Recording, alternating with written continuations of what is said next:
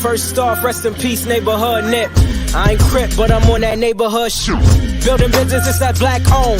If you hustle, better hustle till your pack gone. If you work, better work till your back hurt. And if you rap, make it better than your last verse. Yeah, more lyrics. Stick and move, Javante Davis. AJ, El Presidente, Eddie Kane University. Hill gon' heal, regardless. You, Buchanan, Bethel High School, by way of 3-Man Weave, LLC. Michelle, producer, Faith Over Fear. You can catch this wave from the Marlins to the Mariners. Doing things you can't believe. It's the 3-Man Weave.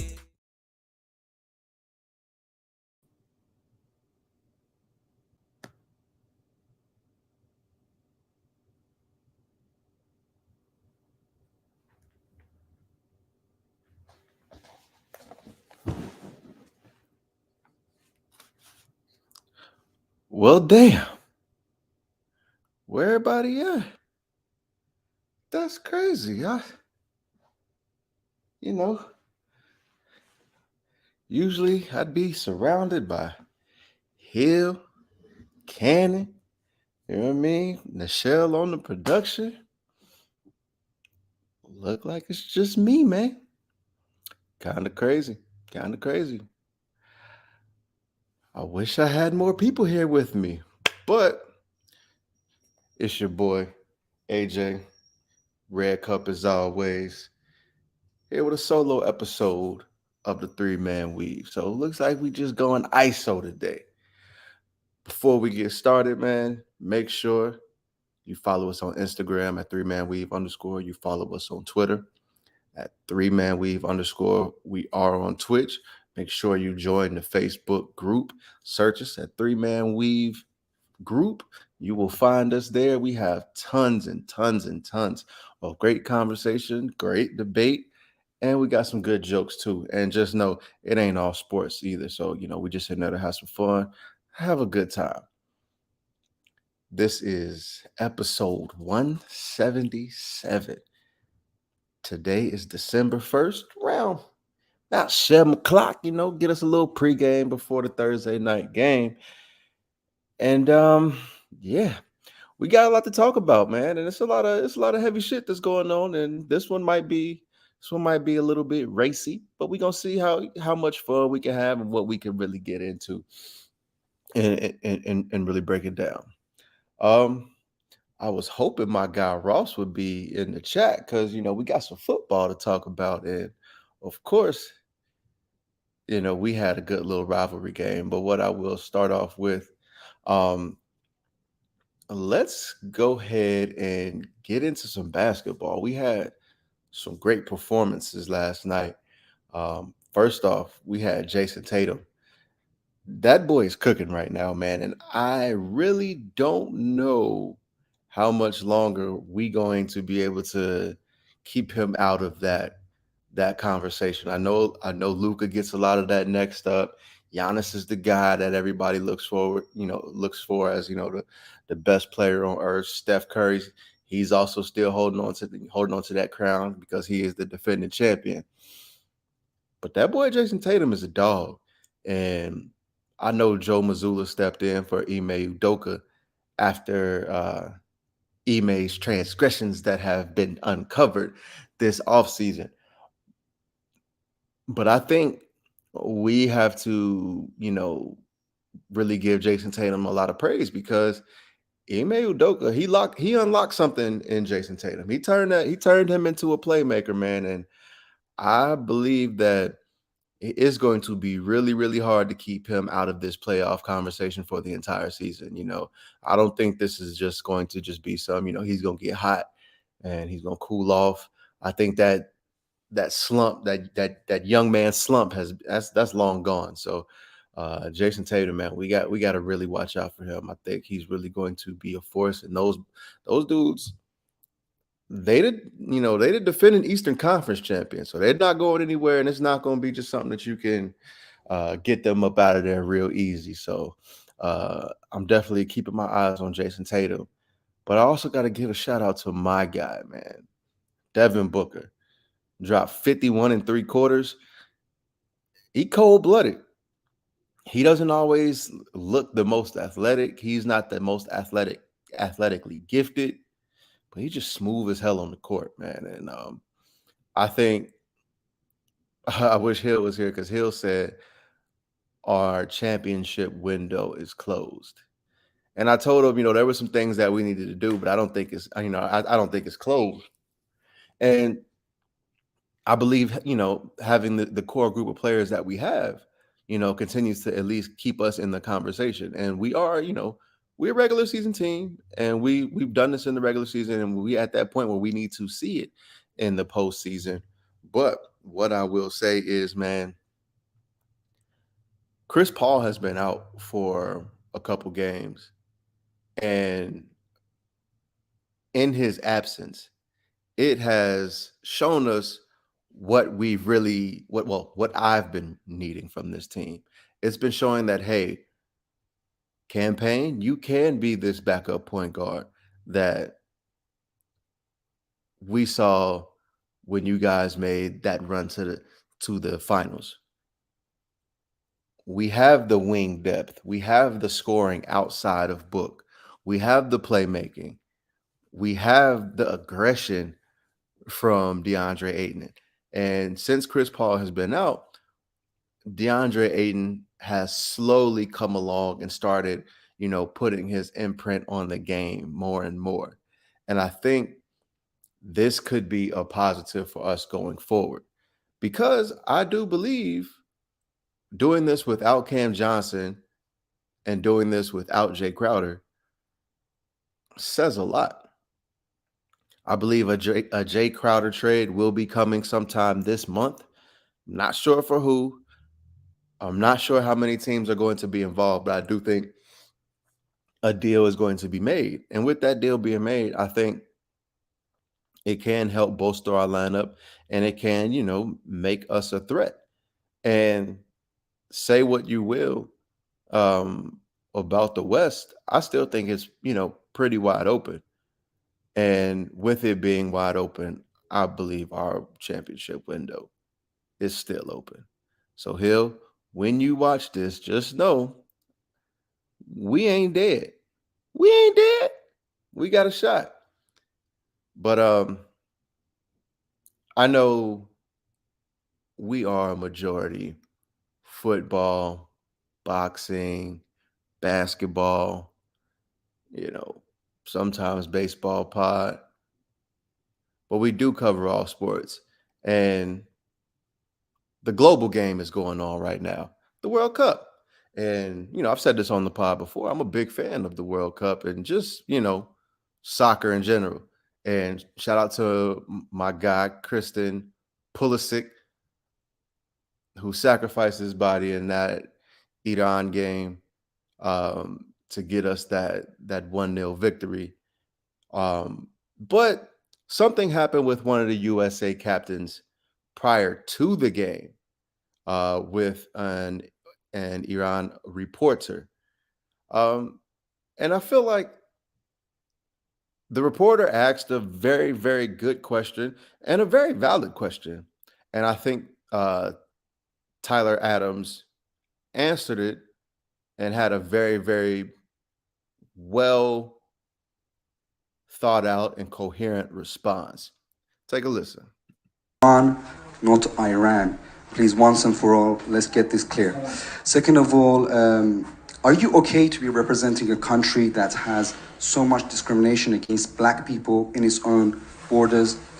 And we saw the Black Lives Matter movements over the past few years. Are you okay to be representing the US? Meanwhile, there's so much discrimination happening against Black people in America.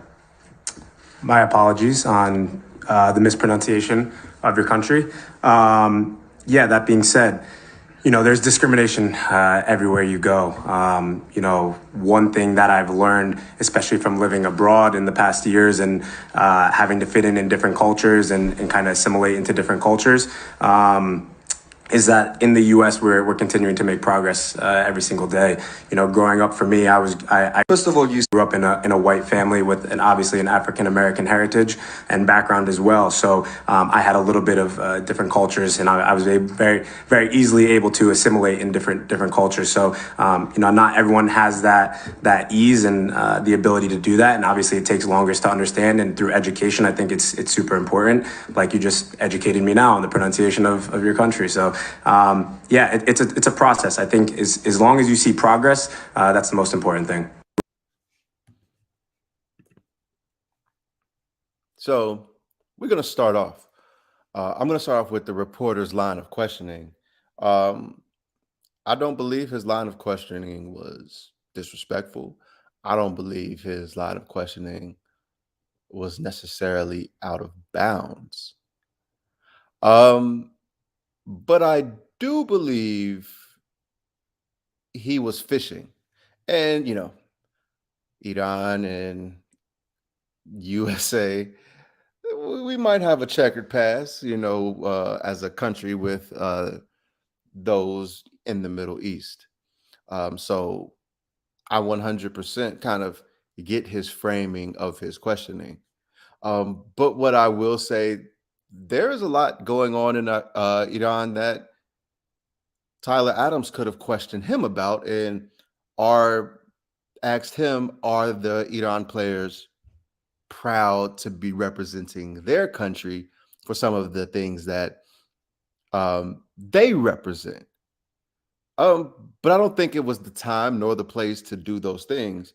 Um, and to be quite honest, there was an unfortunate event after Team USA took that win. There was a man in Iran that was honking his horn in celebration of the U.S. victory, and he was killed by, I believe, Iran security or police or someone in the armed forces. And that kind of goes to my point where it's like, yeah, I kind of get your line of questioning, but your country's hands aren't clean either. So as much as you have this questioning for Tyler Adams, there are some things within your borders as well that he could have possibly questioned. But I think he took the right approach. He took he took the Michelle Obama route, they go low, we go high kind of thing. He didn't necessarily, go there. And he just explained that everybody needs work. And he, said like, hey, being black, we will face discrimination in a lot of places. Not many places that we can go where we can just feel 100% comfortable, being who we are. And that's even in a lot of places in Europe, not just in America. And as you see, when the Black Lives Matter movement was going on here on American soil, there were tons of people over in France, England, Paris, that look like us, that look like me, that look like Tyler Adams, that echoed those sentiments because he understands that it happens in all these places. Some more than others, some a little bit more overt than others. So I think what he said, especially on this stage, and saying that, he is seeing progress and stuff, I can't be mad at him. And that's everyone, everyone has their own experience. But I don't think he ran from the questioning. I think he attacked it. And I think he did, really well in making this kind of an open dialogue instead of an attack. And USA, they have a game on Saturday against the Dutch. Hopefully Christian can get back after that gruesome injury. He said he didn't take a direct shot to the ding ding, so hopefully he can. But also we're hearing some rumors about some broken ribs, and you ain't playing no soccer with no goddamn broken ribs. I'm gonna tell you that right now, because say what you want about contact sports. Now, soccer is a lot of bumping, a lot of elbowing, and a lot of fucking running. And the one thing that you can't do when running is breathe. And the one thing that you can't do with a broken rib is fucking breathe. So I don't know if y'all ever had a broken rib or not. But if that shit broke, he ain't going to be no good. So that's going to be a tough one. So hopefully Team USA can get their best player in there. And we get a shot, and make some noise in this knockout stage and get prepared for 2026 when the World Cup is here on American soil. And so, hate to keep it racy. I hate to keep it racy, but we've been gone, We didn't record over the Thanksgiving holiday. And, oh, shit, I forgot, man. I hope everybody had a great Thanksgiving and, all that good stuff. Shout out to all my Native American people. Shout out to all my real Africans. And fuck the colonizers. But, everybody else, we work on that. Y'all cool. But Jerry Jones, an old picture of Jerry Jones resurfaced. And there were some things that happened, and Jerry Jones made a statement where he said, he was just, pretty much a curious teenager. And there's been some debates going on and what Jerry Jones should do, how people should react to Jerry Jones. And my personal opinion, this isn't surprising to me. So some of the outrage that is coming, I think, it seems as if people are surprised and, now have some sort of outrage, which is kind of weird to me because some of the things that people have been saying is like, oh, this is Arkansas in the 1950s. And so that's one of the things that people are using to kind of brush it under the rug. And it's one of the things that people are doing to actually, have that, in the moment outrage and saying, oh, Jerry should do this. Jerry is this. Jerry's a racist. Jerry's this. Jerry, what has Jerry done? And, the people who are going to cape for Jerry is saying, hey, Jerry has done a lot for Black people. Look at all, look at how he treats his players. Look at this. Look at that. For me personally, this is not surprising to me for that reason. It's not surprising to me for that reason because it was of the time. This was Jerry Jones in 1950s or whatever. This was Arkansas. So a lot of people tend to, at that age, learn from not only their household and their upbringing, but their surrounding environment. POME, product of my environment. And so Jerry Jones was a product of his environment. And so this is not surprising. I'm not outraged when I saw him there. I'm not outraged at the people who, say that Jerry Jones is a racist. I'm also not outraged at the people that are caping for, well, I don't even want to use the word cape. I'll say defending Jerry Jones and say, hey, I know Jerry. I don't believe this is who Jerry is, etc., etc. But what I will say is, for me, Jerry has never confirmed that he is a racist, but he has never confirmed that he isn't in my eyes. And people talk about, the examples of how he looks at, Des Bryant, Zeke, and how he's helped, Pac-Man Jones, Adam Jones. But to me, that isn't necessarily just something that can absolve you of not being racist, because at the end of the day, you are making Jerry Jones money. You are a commodity towards Jerry Jones. And so to me, him never outright denying those things, to me, it's like, I can't give you a pass. And, he said, who confirms they're racist? Yeah, but that's my point. I'm like, me, I don't give people the benefit of the doubt. And I'm speaking strictly on my behalf. So he's never done anything to erase that for me. He's never done anything for me to be like, I think he is, upstanding, and he really was just a curious, teenager, because to me that is an excuse as well. 65 years post this incident, because he said, "Oh, we didn't really know what was going on. He didn't know, like we didn't know the magnitude of what was going on." And I disagree there, because that is something that was going like that was nationwide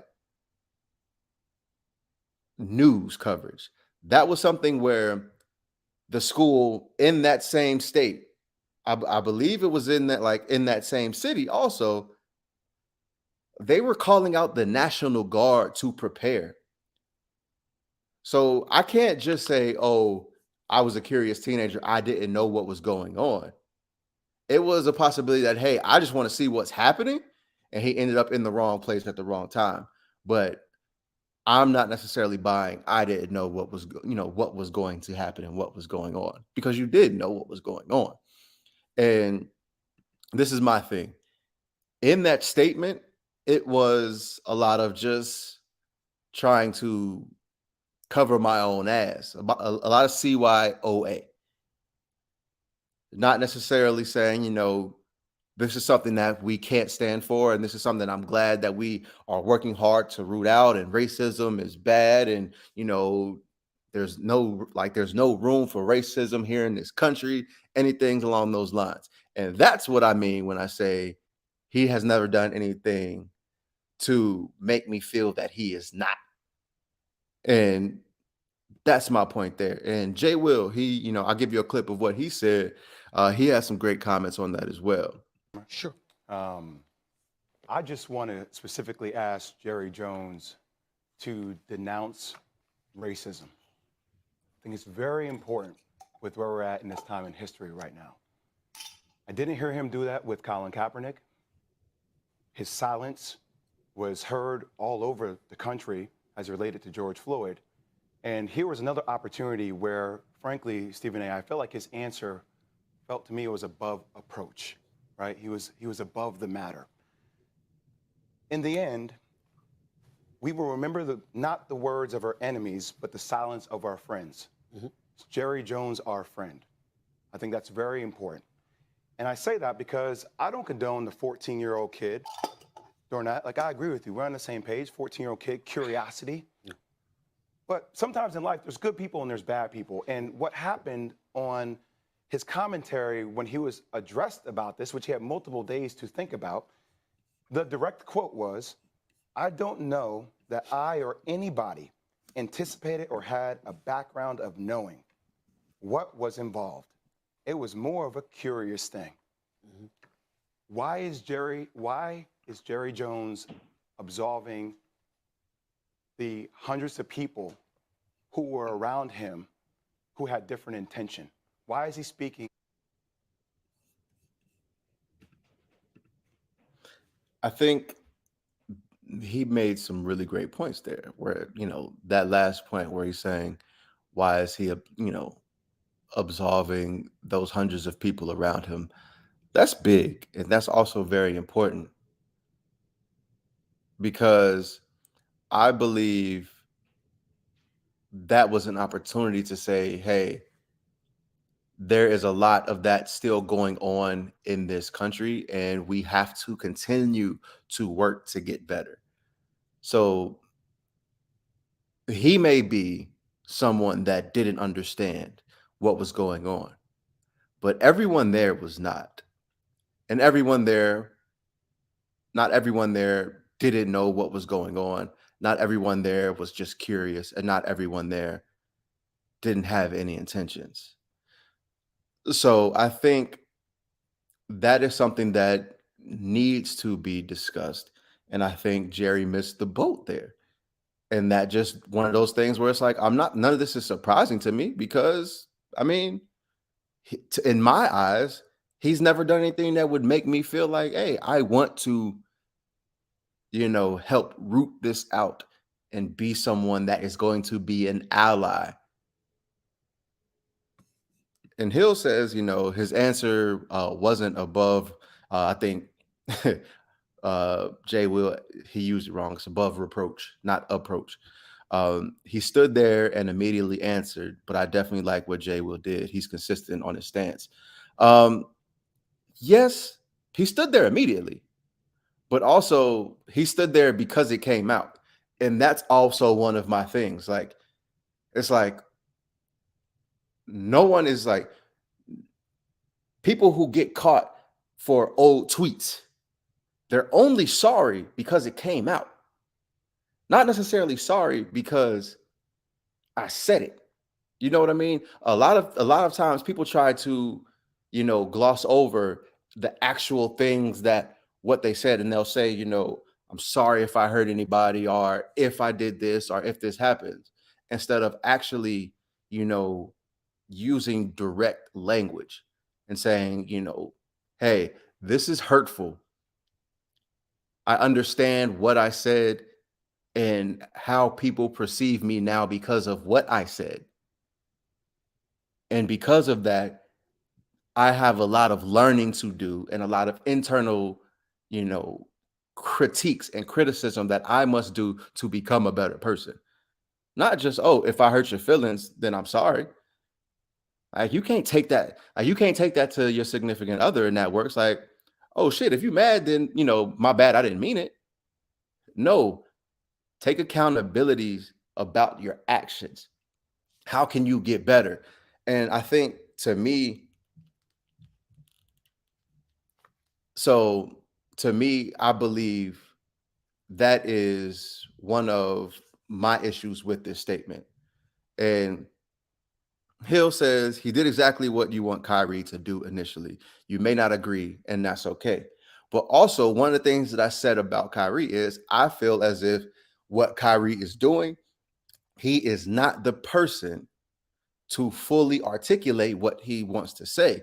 And that is what got Kyrie in trouble. And my thing is, my frustration with Kyrie is, I know what Kyrie's doing, but Kyrie has to do a lot behind closed doors before I feel like he can really take this to the masses, because we are at such a disadvantage. Because as you can see, Kyrie is not going to get the leniency and the grace that they offer Jerry Jones. And it goes back to the same thing that everybody black mama done told us. You got to work 10 times harder just to be on the level playing field. And so this, I feel like, is a safe space for us where I can, give us all of this information that I feel is necessary for us. And that's why I feel like I may have come off very hard on Kyrie, is because I want Kyrie to be able to be that person that he wants to be, but he ain't there yet. And so you don't have the leeway, the grace, and the opportunity to make those public missteps, because you are going to get judged a lot harsher, and even from your own. And so that's my frustration with Kyrie. And that's one of the things that's always been frustrating with Kyrie, is because, like, hey, you need to clarify your thoughts. You can't say them in this public platform that you have and then work through it. Because once it's out there, they have it on you. And you get held to a different standard. You have to be on your P's and Q's, and you got to work 10 times harder, because they are going to be a stickler on you. And some other people will kind of get those levels of grace and that pass, like Jerry Jones is getting. And we had something like we had Bron. He brought it up. So here. I was thinking when I was on my way over here, I was wondering why I haven't gotten a question from you guys about the Jerry Jones photo. But when the Kyrie thing was going on, you guys were quick to ask us questions about that. Okay. Hold on. And I don't even want you guys to say nothing. When I watched Kyrie talk and he says, I know who I am, but I want to keep the same energy when we're talking about my people and the things that we've been through. And that Jerry Jones photo is one of those moments that our people, black people, have been through in America. And I feel like as a black man, as a black athlete, as someone with power and a platform, when we do something wrong or something that people don't agree with, it's on every single tabloid, every single news coverage. It's on the bottom ticker. It's asked about every single day. But it seems like to me that the whole Jerry Jones situation photo, and I know it was years and years ago and we all make mistakes, I get it. But it seemed like it's just been buried under like, oh, it happened. Okay, we just move on. And I was just kind of disappointed that I haven't received that question from you guys. Appreciate it.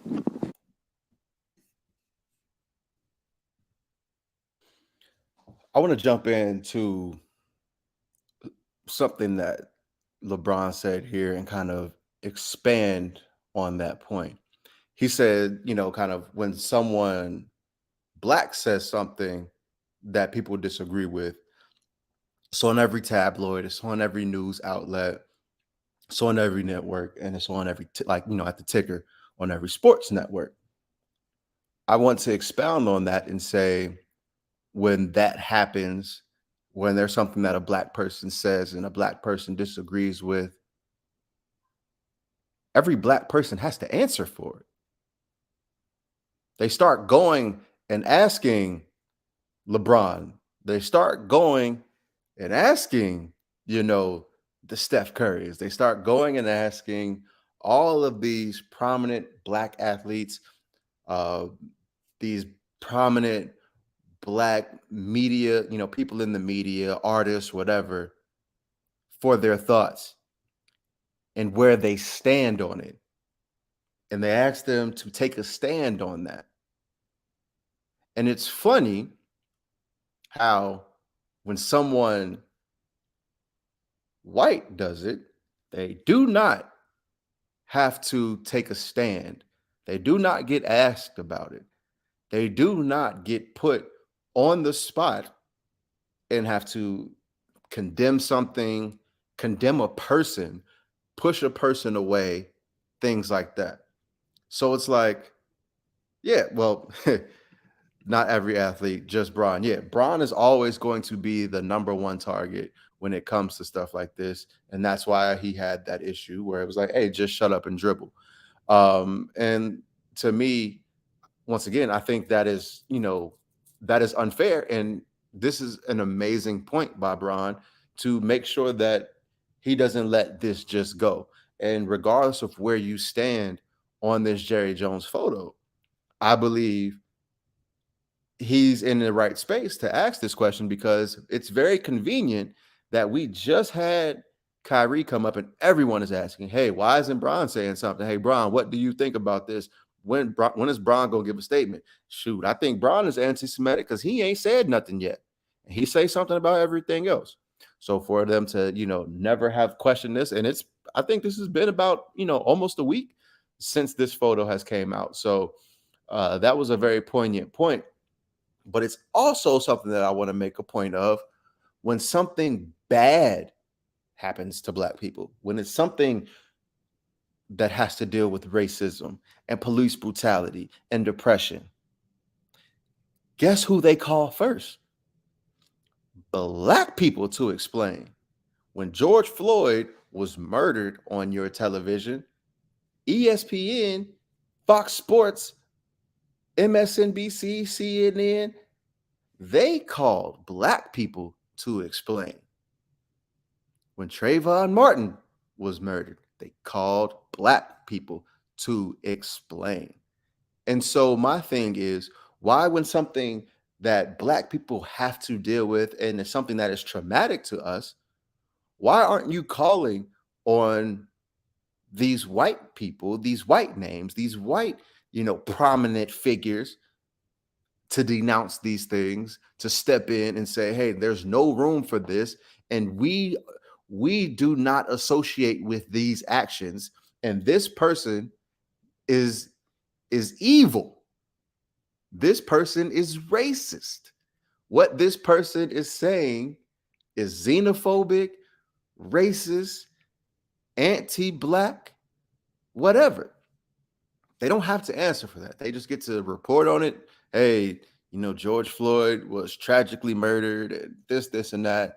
And, let's just all love everybody. Like Rodney King said, can't we all just get along? So once again, it's very funny. And Ms. King has asked, have they asked an NFL athlete what they think yet? I can't even say they have asked an NFL athlete what they think yet, but I also think it's a very slippery slope for an athlete to respond to that. There's very few black athletes that I believe that would be willing to speak on that with the nature of these contracts and how willingly they can move on from you. And I don't think a white athlete has to respond or has to answer to these questions because no one is going to ask them.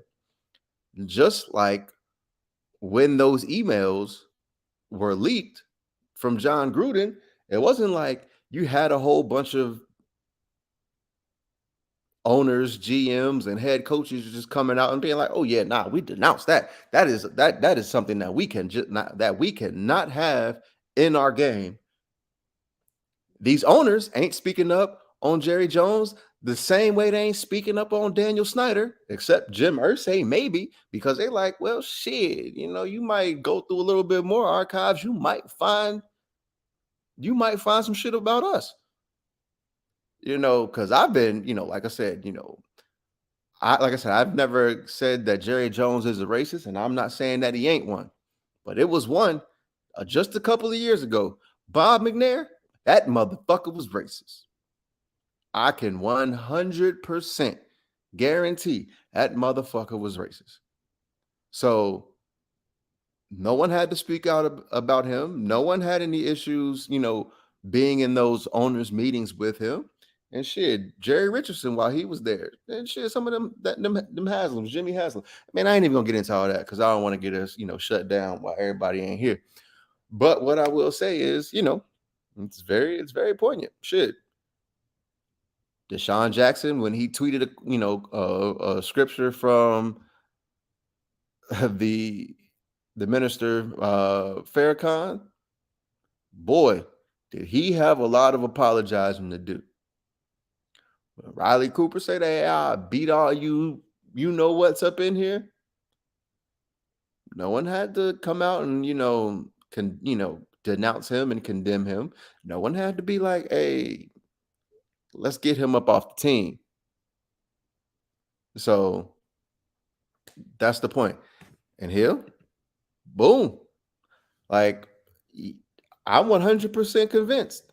And if I wanted to, I'd go, shit, I could say 32. And I feel like my odds of hitting, this might be the best parlay that you and I have ever put together. Because we got a chance of hitting this motherfucker. I put a couple dollars on this one. So for me, I just believe that this Jerry Jones photo, it would have been really, really good to hear him come out and take a firm stance on this. But I believe that is something that I wasn't expecting anyway. And I do believe that if this happened to another owner, I think the media outrage might have been a little bit more. Because say what you want about the Cowboys, say what you want about Jerry Jones. Jerry Jones and the Cowboys and LeBron keep all of these media stations alive. And that's the money. I don't care what happens. The Cowboys and LeBron can always be the A block for any show. So that's just my thinking. Hill, I wish you was here because I wish we had. I would really, I really wish we did have some pushback. But that's just my thinking. I believe that Jerry Jones, he's a cash cow. He keeps the light on for a whole lot of motherfuckers, bro. And so I think that, we had a discussion about Jamel Hill and her tweet. And like I said, I think Jamel Hill would have made that tweet against anybody. I think a lot of people would have maybe pressed.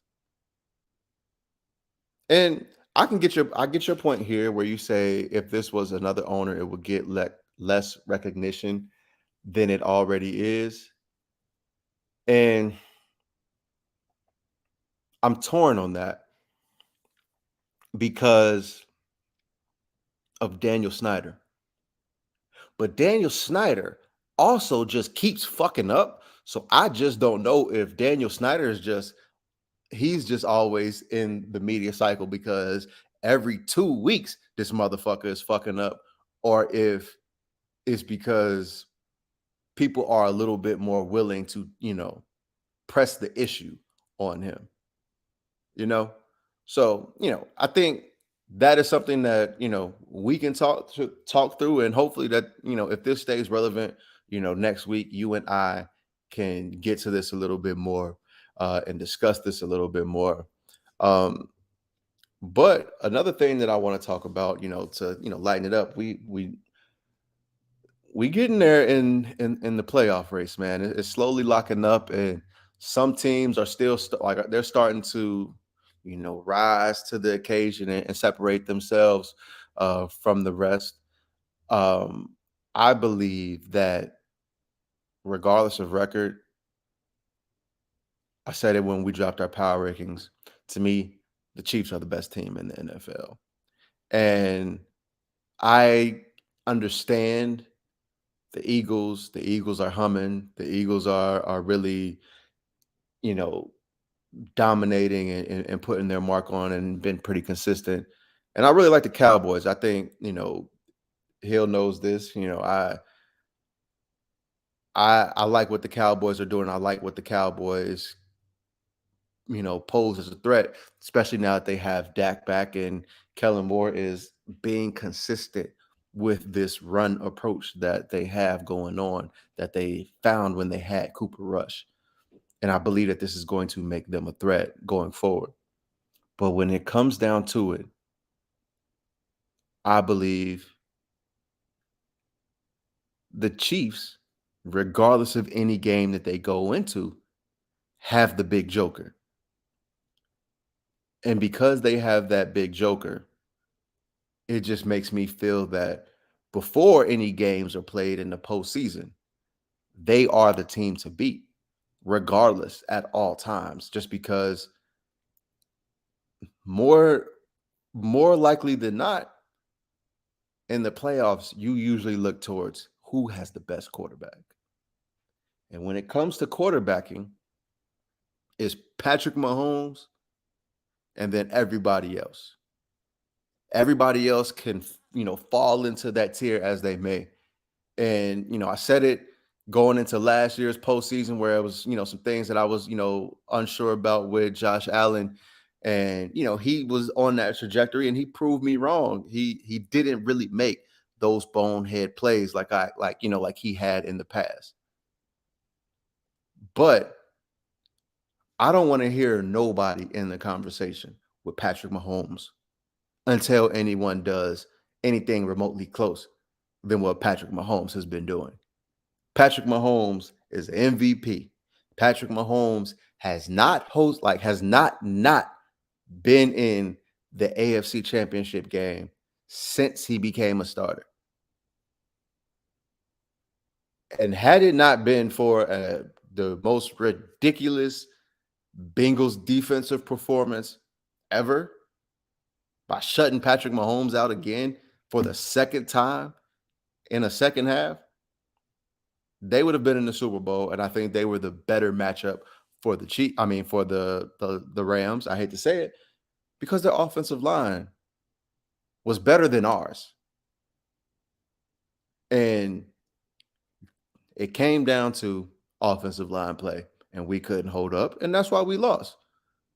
So not all places, not all times does the best team win, because as we know in the NFL, any given Sunday. But when you have him, you have a chance. And Josh Allen has been a monster. Josh Allen is a dog, but you are not him. You're not him.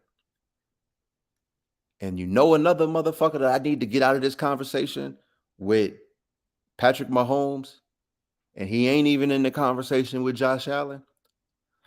Can we stop this Justin Herbert love affair? I mean, seriously, I understand he makes all these pretty throws. He has this great fucking rocket arm. It looks pretty on TV. But what have you always told me? It's about wins and losses. And wins and losses are a quarterback stat. For him to be in that conversation and have never been in the playoffs, it's unacceptable. He can't go there.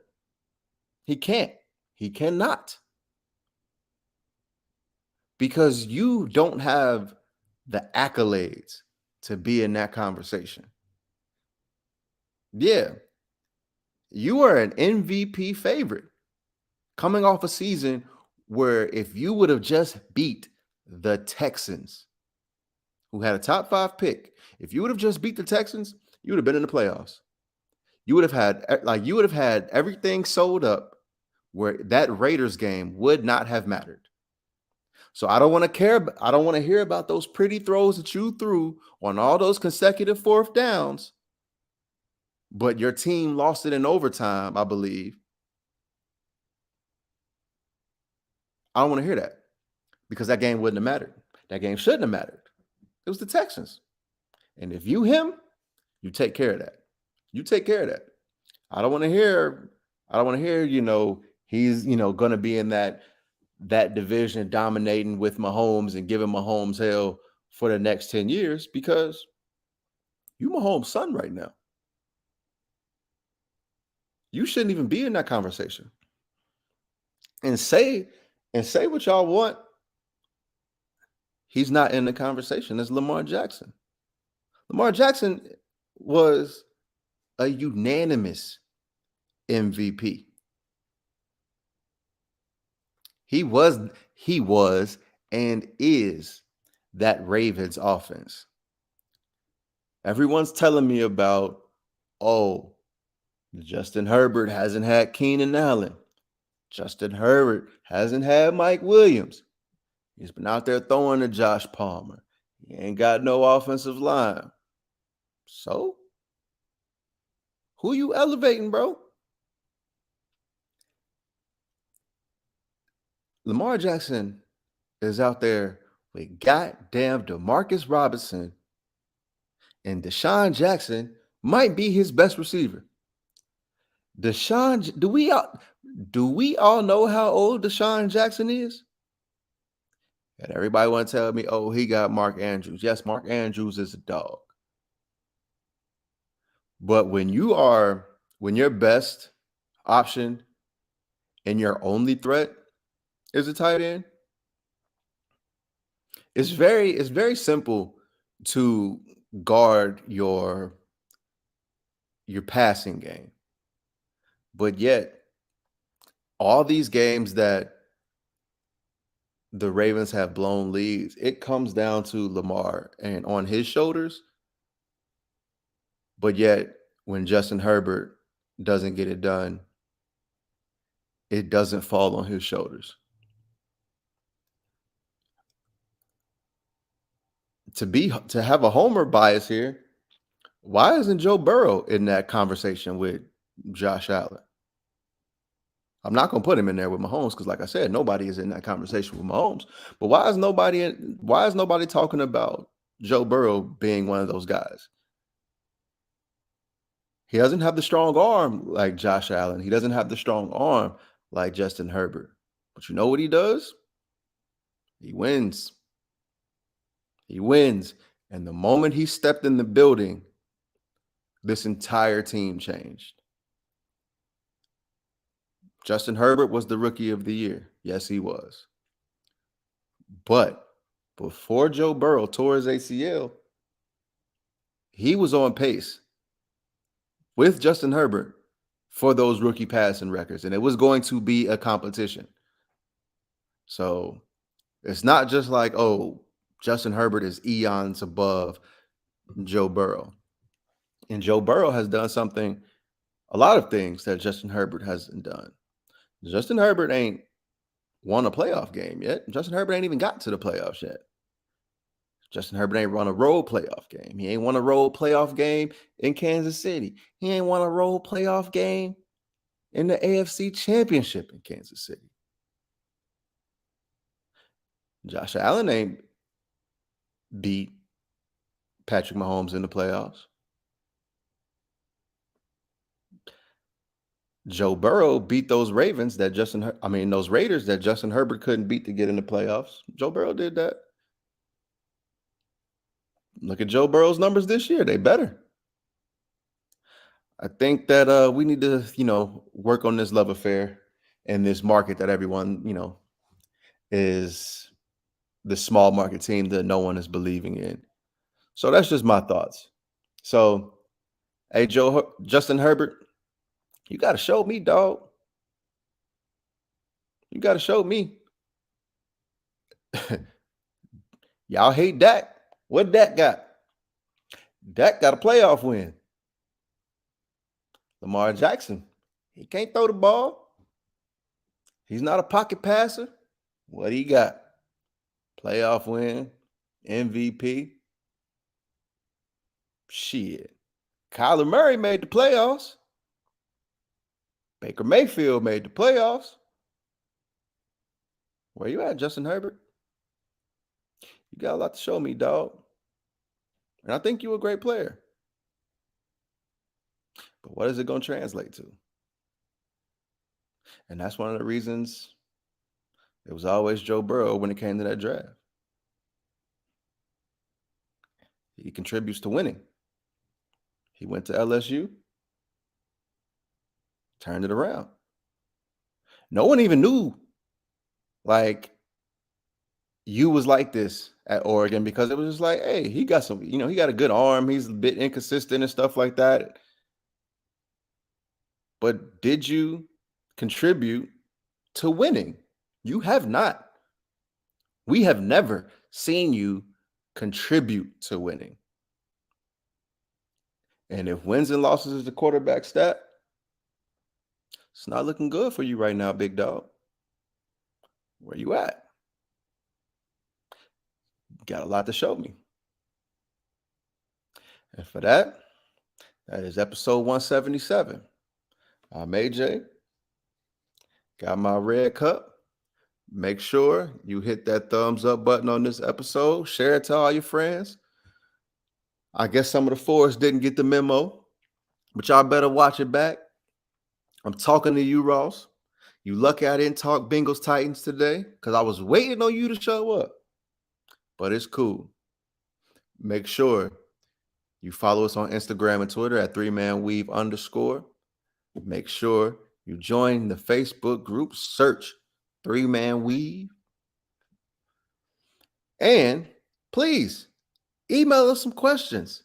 It ain't got to just be sports related. Anything you want to hear us talk about, anything you want to hear us break down, anything you want to hear us do a deep dive on, email us at podcast.3.man.weave@gmail.com. Shout out to the fours, and we out, baby. See y'all next week.